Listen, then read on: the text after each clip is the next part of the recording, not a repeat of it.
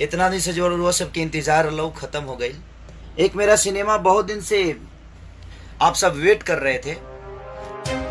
जी हाँ दोस्तों, अभी अभी की बहुत बड़ी अपडेट खबर आप लोगों को बता दें कि भोजपुरी एक्ट्रेस काजल राघवानी और खेसारी लाल यादव लाइव आकर संघर्ष 2 का प्रमोशन किए। जी हाँ दोस्तों, जैसे कि आप लोगों को पता होगा कि भोजपुरी एक्ट्रेस काजल राघवानी और खेसारी लाल यादव में कई दिनों से विवाद चल रहा था, लेकिन अभी अभी बहुत बड़ी खबर सामने ये निकल के आ रही है। आप लोगों को बता दें, काजल राघवानी और खेसारी लाल यादव लाइव आकर संघर्ष 2 का प्रमोशन करते हुए नजर आ रहे हैं। जी हाँ दोस्तों, जैसे कि आप लोगों को पता होगा कि खेसारी लाल यादव का संघर्ष 2 का ट्रेलर आते ही पूरे भोजपुरी इंडस्ट्री में बवाल हो चुका है और भोजपुरी के कई कलाकार खेसारी लाल यादव संघर्ष 2 का प्रमोशन करते हुए नजर आ रहे हैं। जी हाँ दोस्तों, अगर आप चाहते हैं कि खेसारी लाल यादव और काजल राघवानी फिर से एक हो जाए तो आप लोग अपना राय कमेंट बॉक्स में जरूर दीजिएगा। मिलते हैं आप सभी से किसी नेक्स्ट वीडियो में, जब तक के लिए जय हिंद जय भारत।